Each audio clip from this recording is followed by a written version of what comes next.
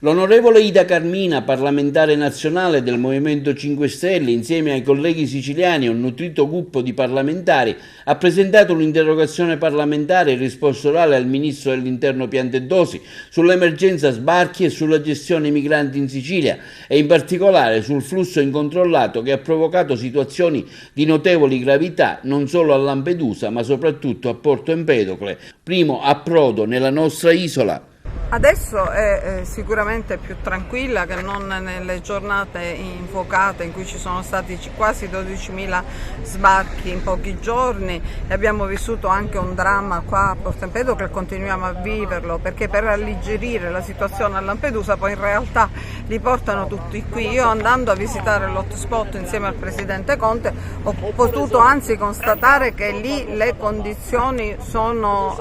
più umane, perché ci sono delle brandine, c'è la possibilità di lavarsi, ci sono degli edifici, mentre qua voi sapete c'è un caldo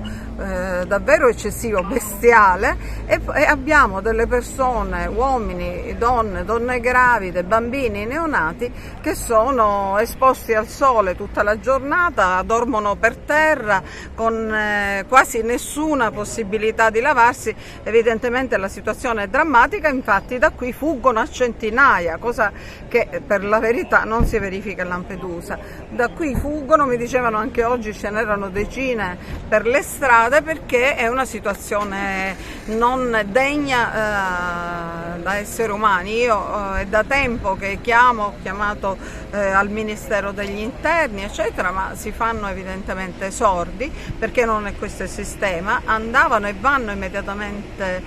predisposte le navi per l'accoglienza, in modo che si faccia lì identificazione e si dia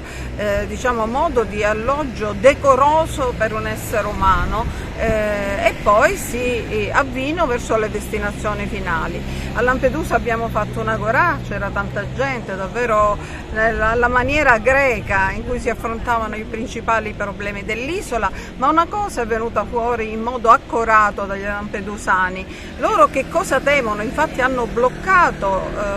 la macchina del Presidente Meloni, e il fatto che potessero essere scesi dei mezzi militari, delle tende dal traghetto e trasportate lì nell'isola. Temono che in realtà di quest'isola si faccia un enorme campo profughi, così si lava la faccia dell'Italia e dell'Europa. Vengono trattenuti, ora la Meloni parla addirittura 18 mesi, vengono trattenuti il più possibile in questi campi profughi, e evidentemente anche la costruzione dell'hotspot qua a Porto Empedocle, che inizialmente noi avevamo visto anche con un certo favore, perché pensavamo che fosse semplicemente il trasporto della tensostruttura di Porto Empedocle, vicina fra l'altro a una scuola media, perché noi non dobbiamo dimenticare che sono cominciate le scuole e questi migranti fuggono a decine, a centinaia in prossimità dalla scuola. Allora anche noi, che inizialmente avevamo guardato in modo favorevole questa soluzione del trasporto della